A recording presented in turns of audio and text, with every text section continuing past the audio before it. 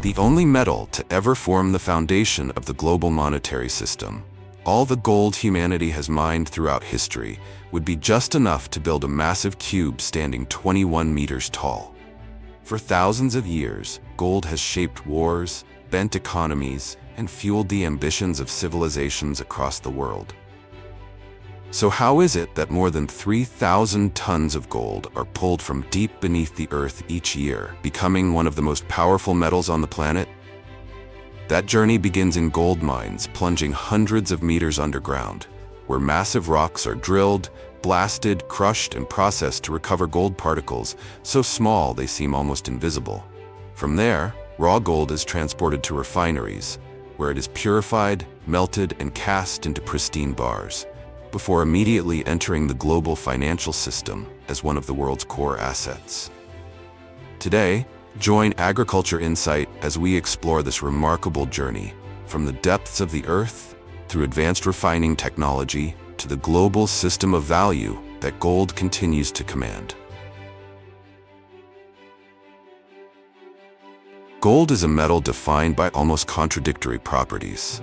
It is so malleable that a single gram can be hammered into a sheet nearly 1 square meter wide, yet so dense that a bar no larger than a brick can weigh more than 12 kilograms. This strange duality is precisely what has made gold an ideal medium for money and the foundation of humanity's value systems for thousands of years. In challenges like the Gold Bar Challenge, a gold bar sits plainly in front of participants, separated only by a transparent glass case, seemingly close enough to grab. But once a hand slips through the narrow opening and attempts to pull it free, the true absurdity of gold becomes clear. Small in size, yet so heavy that human strength alone proves useless. But the weight of gold extends far beyond its economic value. Alongside regulated mining, illegal gold extraction still accounts for an estimated 15 to 20% of global supply, driving deforestation, polluting water sources, and becoming a focal point where economics, survival, and conflict intersect. From South America and Africa to Southeast Asia, gold exposes the complex and uneasy relationship between natural resources, the environment, and the systems of value that shape our world. Gold does not naturally appear on the Earth's surface. Before becoming gleaming bullion stored in national reserves or traded on global financial markets, it undergoes a long journey that begins at large-scale mining operations around the world. Depending on the location and depth of the ore body, gold is extracted through two primary methods: open pit mining and underground mining. With approximately 60 to 70% of global gold production coming from open pit mining, this method has become the dominant approach in the modern gold industry, where massive machinery and advanced geological technologies determine the value of every gram of gold recovered.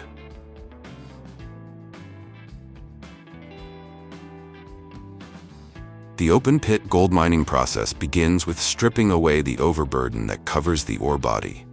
All vegetation, topsoil, and barren rock are removed to expose massive open pits that can span several kilometers in width and reach hundreds of meters in depth. At major gold mines in countries such as Australia, the United States, and Peru, between 100,000 and over 500,000 tons of earth and rock may be moved every single day just to access the gold-bearing ore below, a figure that highlights the enormous scale of this mining method.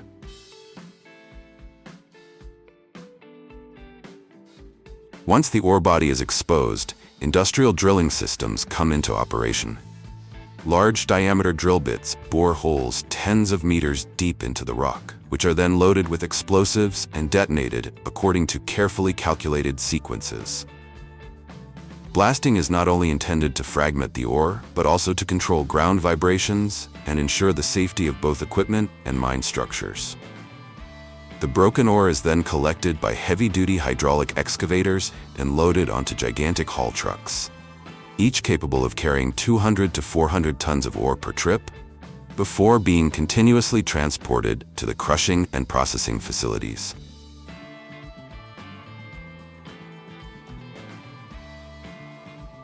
However, not all gold deposits can be mined using open-pit methods.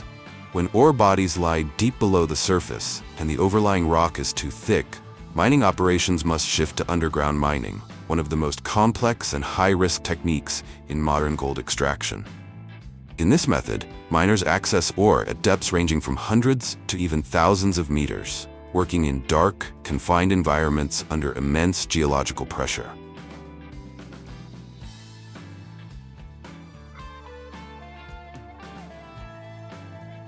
Underground gold mining begins with detailed geological exploration, using core drilling, seismic surveys, and 3D modeling to accurately determine the location, thickness, and gold grade of the ore body. Based on this data, main access tunnels and secondary drifts are excavated deep into the mountain or beneath the surface, forming an extensive underground network that can extend for tens of kilometers, allowing controlled access to the gold-bearing rock. At the ore body, high-power hydraulic drilling rigs create blast holes according to carefully calculated patterns. Explosives are then loaded and detonated in a strictly controlled sequence to fracture the gold-bearing rock while maintaining the structural stability of the tunnels. After each blast, the broken ore is collected by specialized underground loaders and haul trucks, which transport it through narrow tunnel networks to the processing area.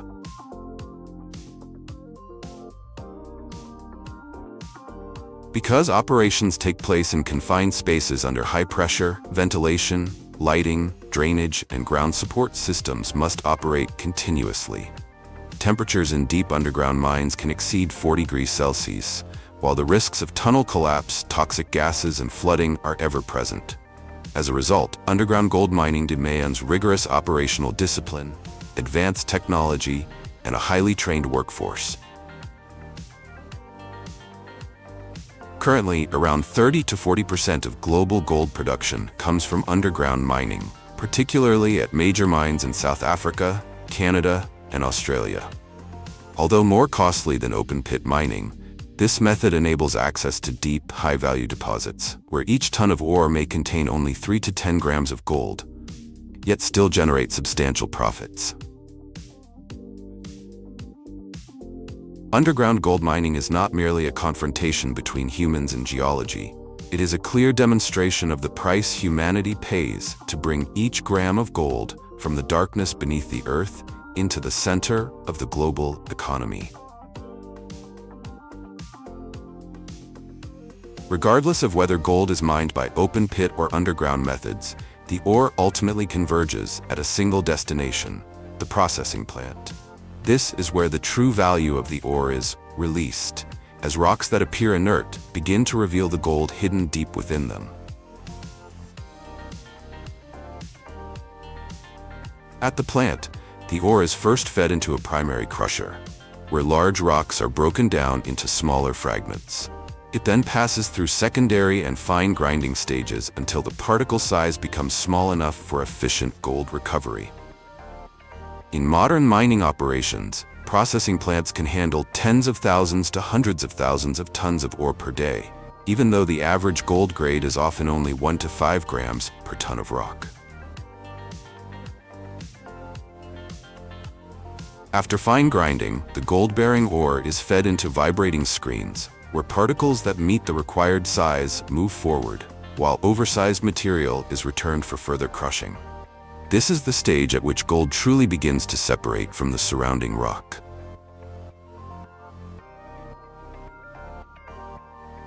Properly sized ore is then mixed with water and directed into chemical agitation tanks, where cyanide is used to dissolve the gold from the host rock. In the cyanidation process, gold enters the solution and is subsequently recovered through filtration, where gold-bearing material is captured. At this stage, the recovered gold is still impure and contains residual contaminants, requiring additional refining steps to achieve high purity. Modern processing systems are capable of handling hundreds of tons of ore per day, ensuring maximum gold recovery efficiency.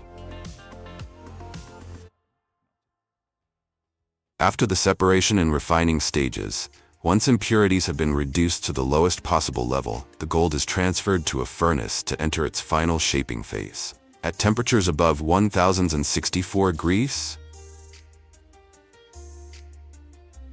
the metal melts into a glowing liquid, ready for the casting process.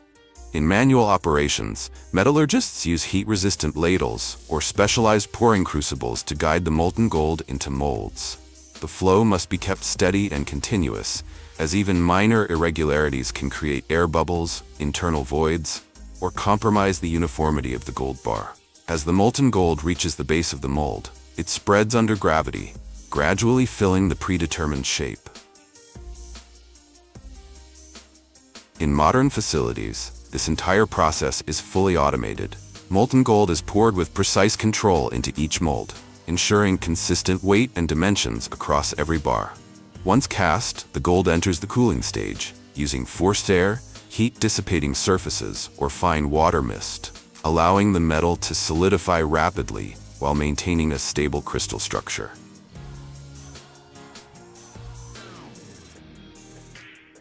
With traditional methods, gold bars are typically left to cool naturally in open air, a process that can take anywhere from several minutes to several tens of minutes depending on their size. Once cooling is complete, the bars are removed from their molds, revealing a sharp metallic luster, ready for inspection, weighing, finishing, and ultimately entry into the global circulation system. Finally, every gold bar must undergo strict inspection after casting, precise weight measurement, purity analysis, surface structure examination, and official stamping. Only when all international standards are fully met can these gold bars officially enter circulation, becoming reserve assets, investment instruments, and a benchmark of value for the global economy.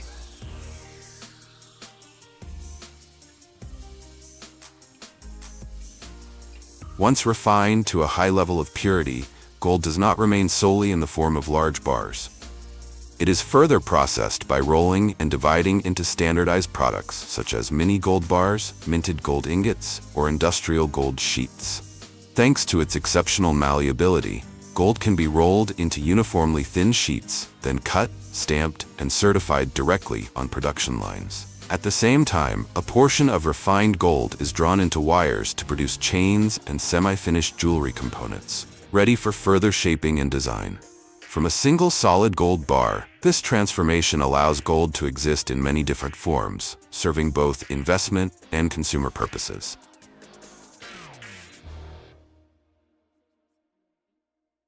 Alongside large-scale industrial mines, artisanal gold mining continues to exist in many parts of the world, particularly in Africa, South America, and Southeast Asia. It is estimated that more than 40 million people are involved in this activity, contributing roughly 15 to 20% of global gold production. Without massive machinery or automated systems, gold is extracted using simple tools such as shovels, sluice boxes, and basic chemicals like mercury to separate gold from sediment.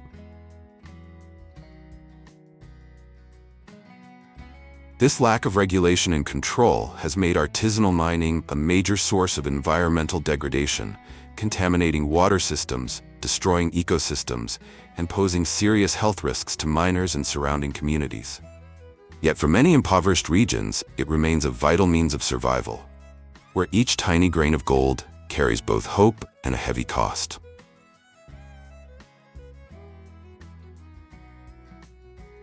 Ultimately, every gold bar is not merely a piece of refined metal, but the result of geology, technology, and the profound trade-offs the world accepts in order to preserve its value.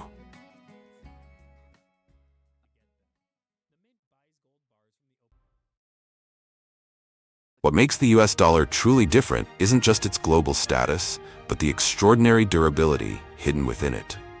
Instead of using cotton paper, polymer, or cotton polyester blends like most countries, the US uses a unique mix of 75% cotton and 25% linen, a proprietary material that makes the dollar resistant to wrinkling, tearing, and capable of lasting for decades. The $100 bill alone has an average lifespan of up to 23 years, outlasting even a Toyota Corolla. Valuable as it is, the dollar is essentially a mobile bacteria hub, dirtier than a toilet seat. Each bill can harbor over 3,000 types of microorganisms, from skin oils and dead cells to flu viruses. Many people have wondered, why doesn't the US government simply print more money to eliminate poverty? In reality, unlimited money printing is the fastest path to economic chaos. Several countries have tried and failed, as their currencies collapsed in value, triggering extreme inflation, where even a cart full of cash, weighing hundreds of kilograms, couldn't buy a single loaf of bread. Do you know what truly gives a dollar its value compared to an ordinary piece of paper or cloth? It's not the ink, nor the imagery, it's the design. A sophisticated security architecture embedded in every tiny detail. Before any bill comes into existence, its journey begins with a sketch created by the most skilled engravers at the U.S. Bureau of Engraving and Printing, B. Every element, the presidential portrait, the phrase "In God We Trust," geometric patterns, or the blank space for a watermark, is designed as a layer of security. These experts are bound by lifetime confidentiality, even after retirement, because revealing a single detail could provide counterfeiters with a critical loophole. Once the sketch is finalized, it is transformed into an ultra-high-resolution laser engraving, ensuring that each denomination has a completely unique set of identifiers. But design is only half the story. The rest begins in the cotton fields of the southern United States. Over 2/3 of a US dollar structure is made from cotton, a special fiber that forms a steel frame giving the bill strength, durability, and near-tear resistance. To achieve this quality, the US doesn't use ordinary cotton. They grow specialty cotton in southern states like Texas, Mississippi, and Georgia, where the hot, humid climate produces long, pure white fibers far stronger than standard textile cotton. During harvest, high-capacity machines collect more than 2,000 kilograms of cotton per hour, but only about 10 to 12% meets the standard for currency production. The bales are then sent to processing plants, where the entire production line operates almost entirely automatically. Machines remove plastic wrapping and feed the cotton into the system. Rotating shafts with cone-like teeth fluff the fibers, removing dry leaves, small stems, and dirt. Next, compressed air and vibration mechanisms clean fine dust before the gin separates the seeds, keeping only the purest layer of fiber. While the textile industry allows up to 5% impurities, cotton for currency can contain no more than 1%. Even a tiny piece of leaf the size of a pinhead can cause the system to reject an entire 200 kilograms bale. Everything must be perfectly clean before being sent to the paper mill.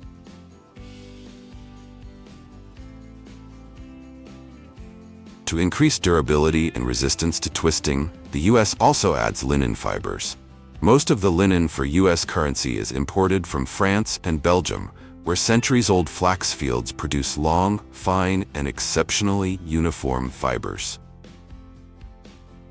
The flax is harvested using specialized machines that pull the entire plant from the ground, rather than cutting it, preserving the full fiber length, a key factor in a bill's strength. Bundles nearly 1 meter long are laid in parallel on the fields to air dry naturally for several weeks.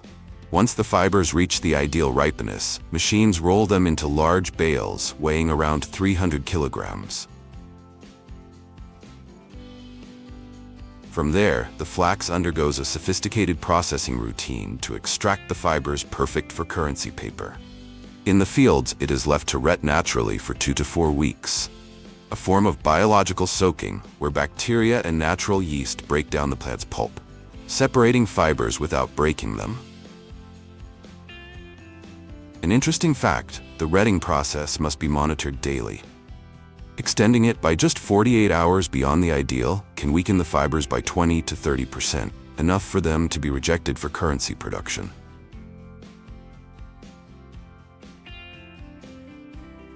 Finally, the flax passes through crushing and combing machines, which remove the woody core.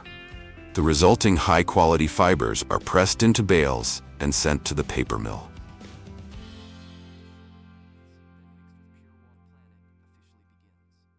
When the raw cotton and flax bales arrive at the mill, the journey to create the world's most secretive paper officially begins.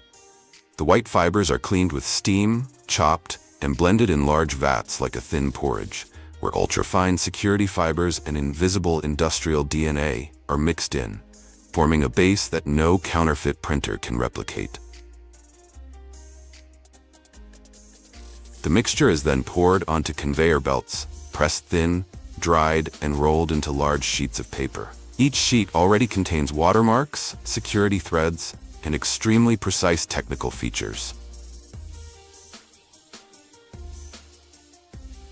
The paper is then dried, pressed, cut into large rolls, and sent to the U.S. Bureau of Engraving and Printing, BEP. This is a proprietary security paper, never sold on the open market, and only Crane Currency in Massachusetts is authorized to produce it under contract with the U.S. government. The paper is ready, but a dollar truly begins to exist only when the steel engraving is created. In the BEP's engraving room, artisans sit before gleaming steel plates, using pantograph pens to carve every detail, so meticulously that some spend 3 weeks perfecting a single strand of hair. From Franklin's forehead wrinkles to the tiniest decorative patterns, every line must be absolutely precise. Once completed, the master plate is chrome-plated to withstand tons of printing pressure. Even a deviation smaller than a hair can result in its immediate destruction. But one engraving alone is not enough. From the master, the steel plate enters the serography system, where every detail is copied so precisely that the human eye cannot distinguish it. The plate is then coated with fluorescent powder, exposed to UV light to reveal the image, and placed in an electroplating bath, where electric currents carve grooves just a few microns deep. The result: electroplated steel plates that are 20 times more durable than the original, able to endure tens of thousands of printing cycles under tons of pressure. Each plate perfectly identical and ready for the currency printing line. Once the steel plates are ready, another production line simultaneously kicks off. Offset printing to create the first background layer of the bill. This initial layer forms the colored background, including watermarked patterns, light color overlays, and decorative borders. At this stage, high-speed printing machines print both sides of the paper simultaneously using special inks. The ink is transferred from the printing cylinder to an intermediate rubber layer, then pressed onto the paper fibers, ensuring even adhesion and sharp, precise details. This technique is applied only to denominations $2 and above. The $1 bill skips this step entirely, which is why it feels different to the touch. The personnel working in the currency printing facility are among the most rigorously vetted in the U.S. Spotless backgrounds, pass lie detector tests, and possess ultra-fine precision skills. All activities are monitored 24/7, and AI is allowed only to assist, never replace human operators.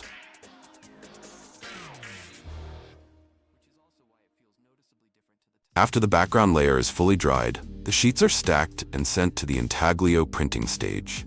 Using the hand-engraved steel plates replicated through serography, each plate is mounted onto an intaglio press, applying 20 to 40 tons of pressure, enough to crush an iPhone. Under this immense force, ink is pushed out of the steel grooves and onto the cotton linen surface, forming the raised texture and the distinctive, real money scent that every counterfeit note fails to replicate.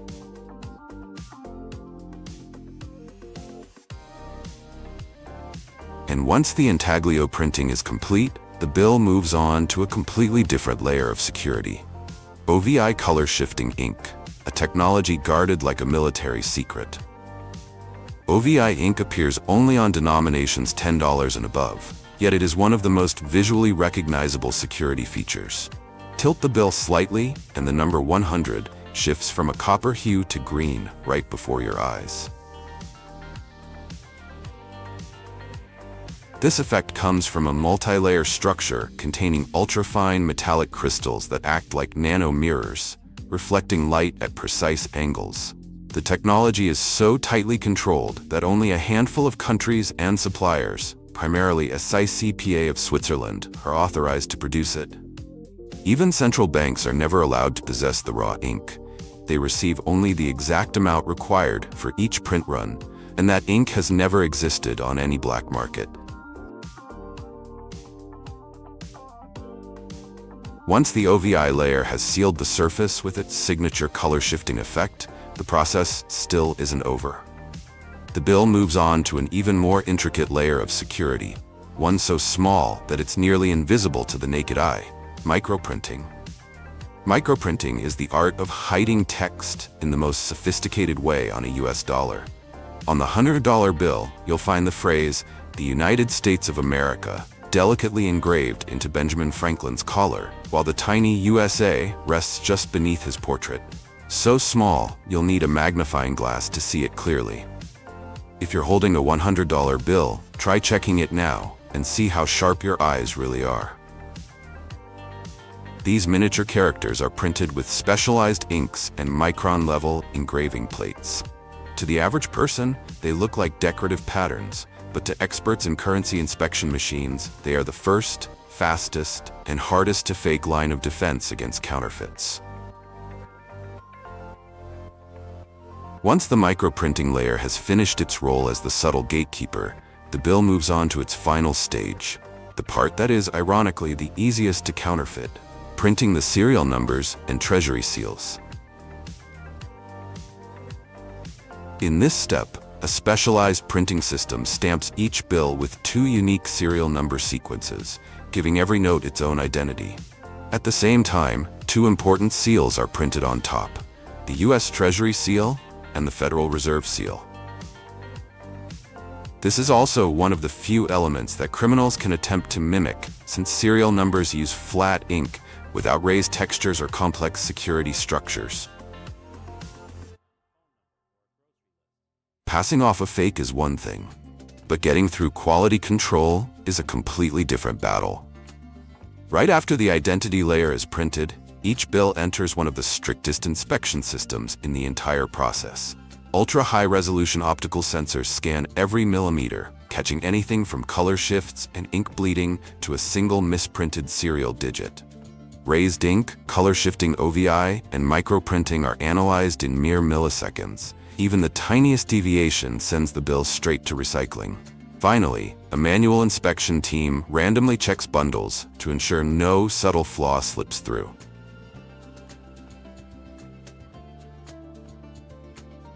Only the bills that pass this brutally strict inspection phase earn the right to move on to the final stage: cutting and packaging. Each sheet of currency is printed in large formats, with 32 complete $100 bills on a single sheet.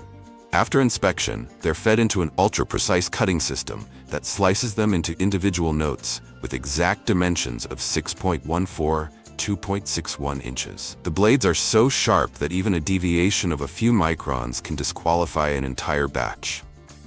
The finished bills are then stacked into bundles of 100, pressed flat and grouped into bricks of 1,000. Every brick is tagged with its batch code, production date, and traceability data, all instantly digitized for auditing and storage.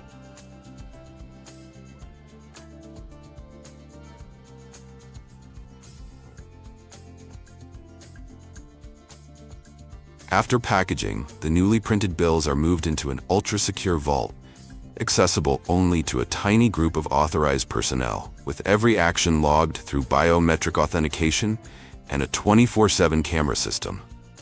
From there, the money is distributed to the 12 Federal Reserve banks based on regional demand, or cycled back for verification and destruction when worn out.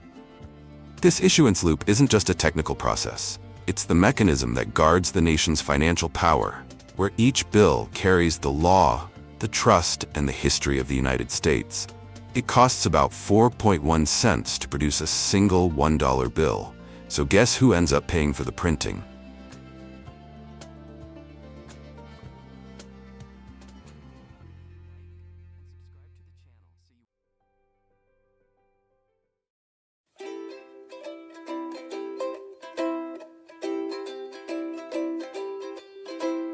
Legend has it that in the 4th century BC, when the army of Alexander the Great marched through this land, their horses accidentally licked exposed salt rocks, leading mankind to discover the miraculous treasure hidden deep underground: pink salt.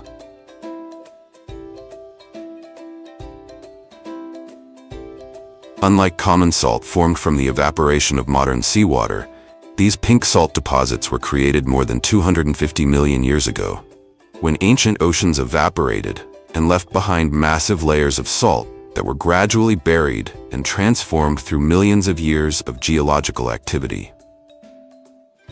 Despite bearing the name Himalaya, pink salt is not mined directly from the majestic mountains, but mainly from the Kira mine in Pakistan, located hundreds of kilometers away from the Himalayan range, and supplying 95 to 98% of the world's output. Each year, this mine produces around 400,000 tons of pink salt, but compared to the estimated total reserves of 6.7 billion tons, that figure is only a tiny fraction, enough to imagine the entire deposit could provide salt to build more than 18,000 colossal Empire State Buildings.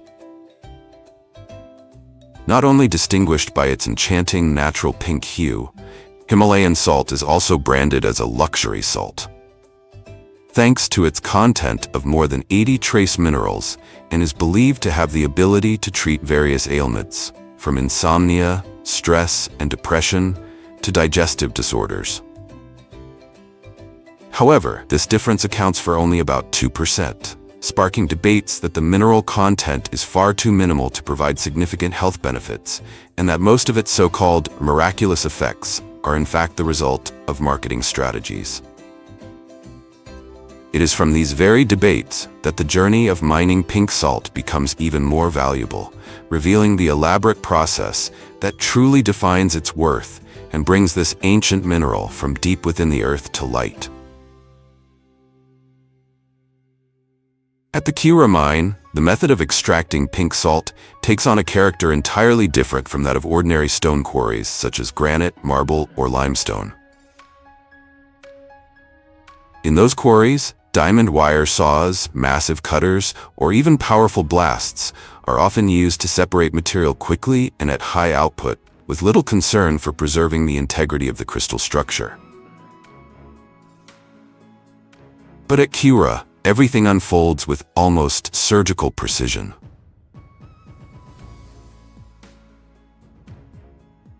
First, the miners begin by manually drilling small cavities deep into the solid salt walls, a task that requires both precision and physical strength. In addition to drilling manually by hand, the miners also operate large drilling machines, pressing them firmly against the salt walls to carve deep cavities in preparation for the placement of explosives.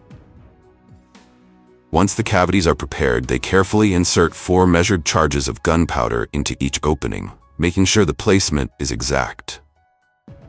The charges are then connected with detonation cords, arranged in a sequence that controls the force of the blast. Finally, when ignited, the explosives release just enough pressure to detach massive blocks of salt from the rock face, while leaving their million-year-old crystalline structures perfectly intact.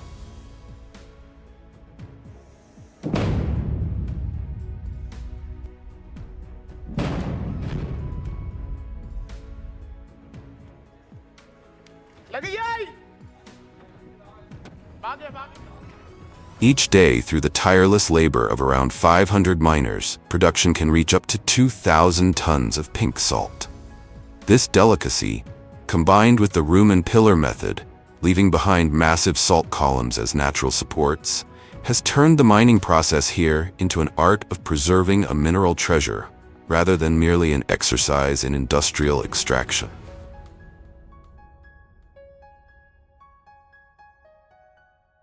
After the explosives are detonated and the dust slowly settles, massive blocks of pink salt emerge, shimmering with hues ranging from pure white to soft blush and radiant rose orange. The next stage of the process relies not on conveyors or modern cranes, but entirely on human strength.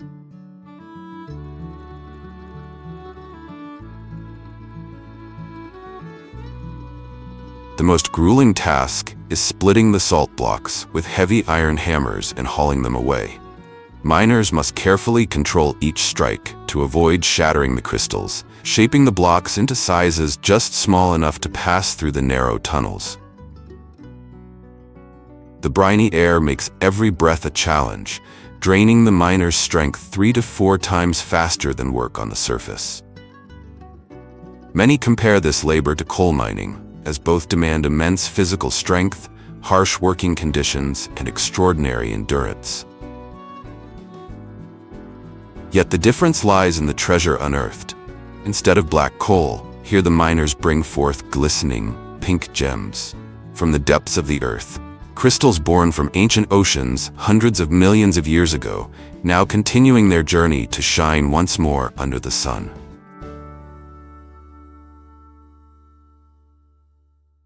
When massive blocks of pink salt, each weighing hundreds of kilograms, are cut free from the rock walls deep inside the mountain, they do not go straight to the factory.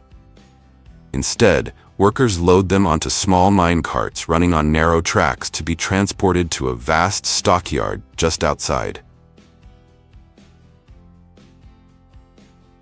This stockyard plays a crucial role, acting as a giant transit hub. All the salt mined during the day is piled into towering mounds and given a preliminary sorting. The clearer, more transparent blocks with fewer impurities are set aside for premium table salt, while the darker, vein-streaked chunks are reserved for industrial use or for crafting decorative salt lamps. The stockyard also helps regulate the production pace, since the factory cannot process thousands of tons of salt at once. The mineral must be safely stored before entering the modern crushing, washing, and refining lines. Thanks to this stage of transfer and stockpiling, Cura's pink salt is not only preserved, but also quality checked right from the beginning, laying the foundation for its extraordinary transformation into the sparkling pink crystals that find their way onto dining tables around the world.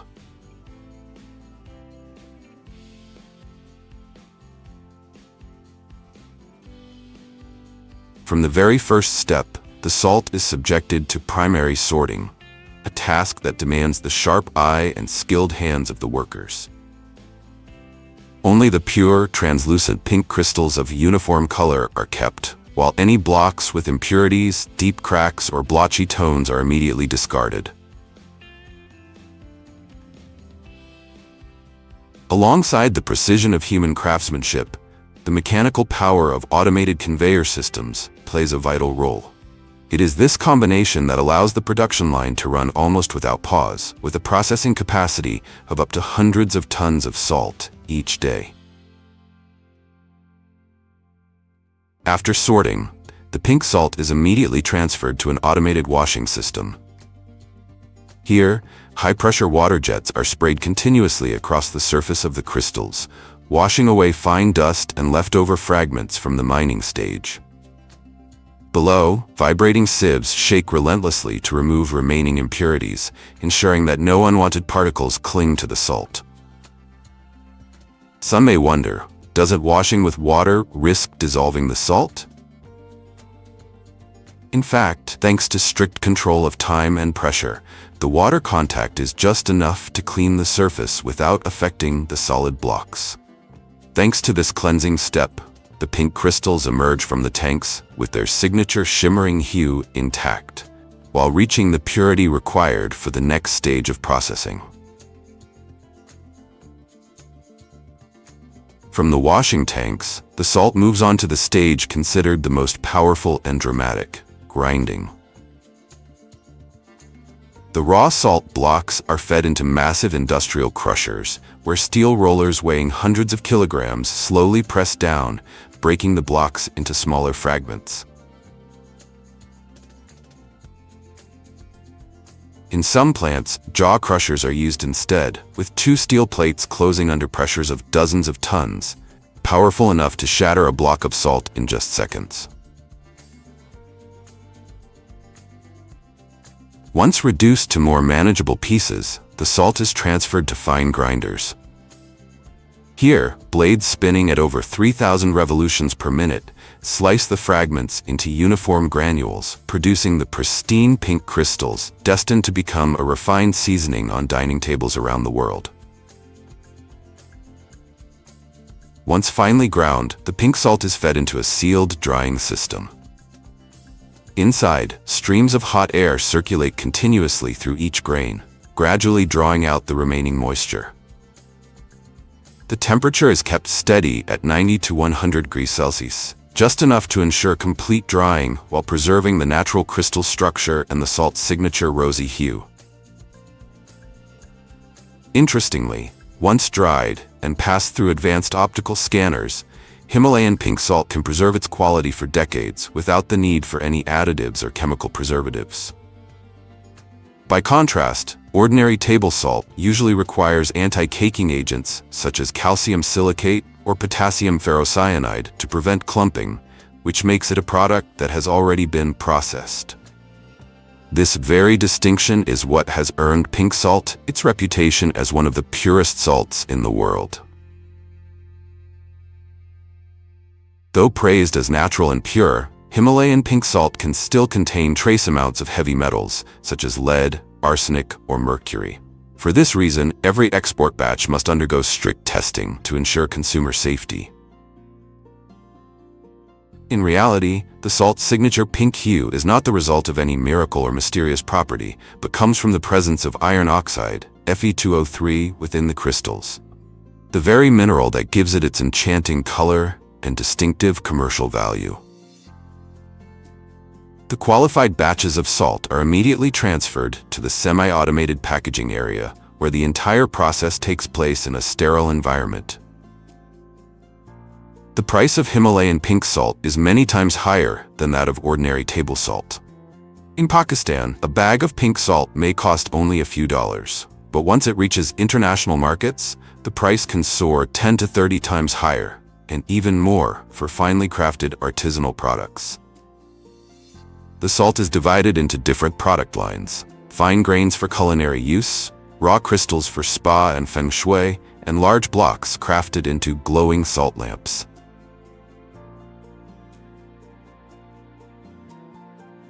The opening stage is crystal cutting. Massive salt blocks weighing hundreds of kilograms are placed on specialized cutting tables, facing alloy blades sharp as swords, mounted on powerful engines. Throughout the process, clean water is continuously sprayed onto the cutting point. The water serves to cool the blade, wash away salt dust, and simultaneously polish the surface along the cut. As a result, the blocks emerge clear and flawless, free of cracks, meeting the strict standards required for decorative pieces and salt lamps. To achieve this level of quality, factories rely on specialized machinery, ultra-durable cutting materials, and craftsman-level skill. These demanding requirements make the processing cost of solid salt blocks 5 to 7 times higher than that of crushed salt. This is why products made from whole salt crystals are regarded as mineral luxuries, coveted by high-end spas, the elite, and even the most demanding markets around the world. When the Himalayan pink salt blocks are cut down to medium sizes of 2 to 5 kilograms, they enter the detailed crafting stage, the step that transforms a raw mineral block into a work of art. Each block is firmly secured on a grinding table or lathe.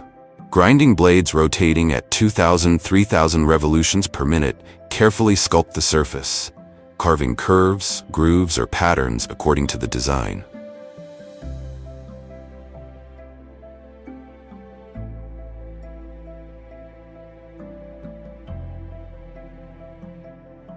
This process is a fusion of precise technique, preserving the crystal structure, and the artisan's aesthetic eye, highlighting the unique pink veins within the salt.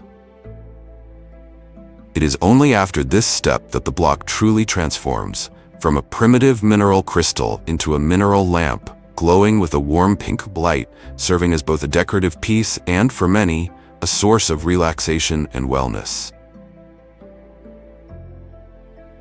Today, Himalayan salt lamps are exported to over 50 countries, with the United States and Europe as the largest markets. Though many of the claimed benefits remain unproven, pink salt endures as a global luxury, cherished for its unique color and powerful cultural symbolism.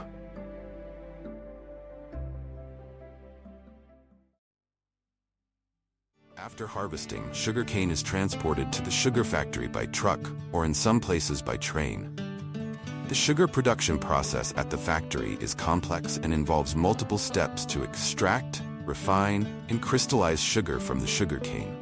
Sugarcane is typically transported to the factory immediately after harvesting to prevent loss of water and sweetness. Samples of sugarcane juice from different farms are separately collected and analyzed in an on-site laboratory to determine the sugar content. The cane undergoes a washing system to remove soil, dust, and other impurities attached to the stalks. Next steps typically include crushing and pressing the chopped cane to extract the sugary juice.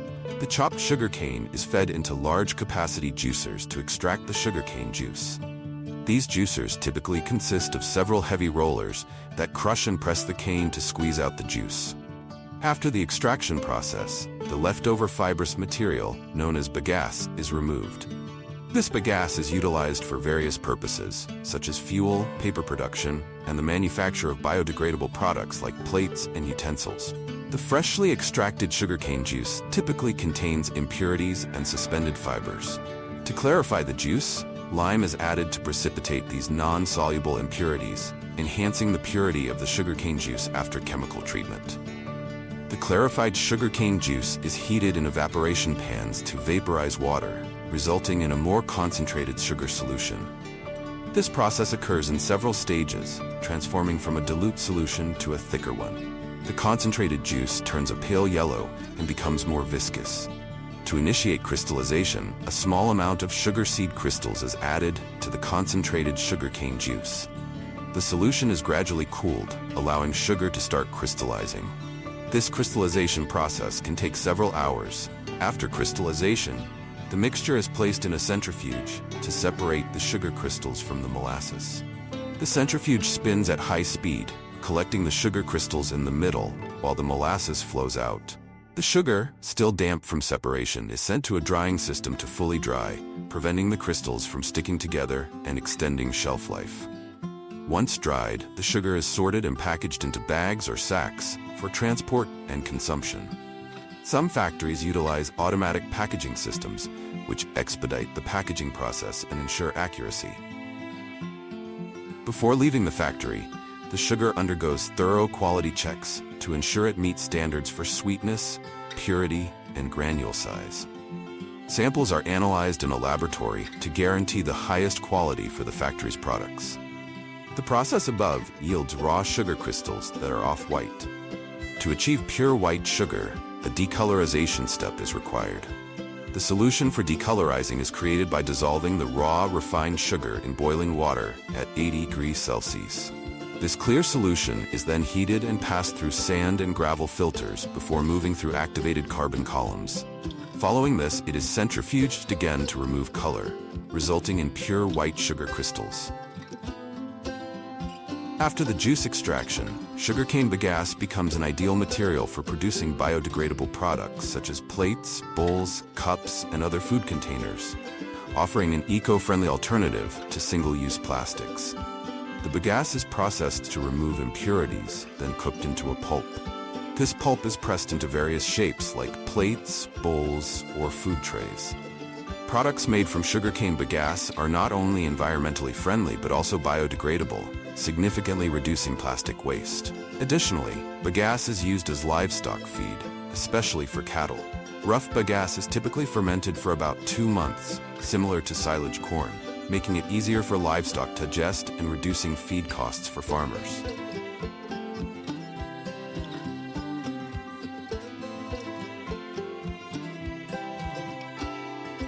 Now you have a comprehensive overview of how white sugar is produced from sugarcane, from the planting and care stages through the harvesting of sugarcane to the meticulous processing in the factory.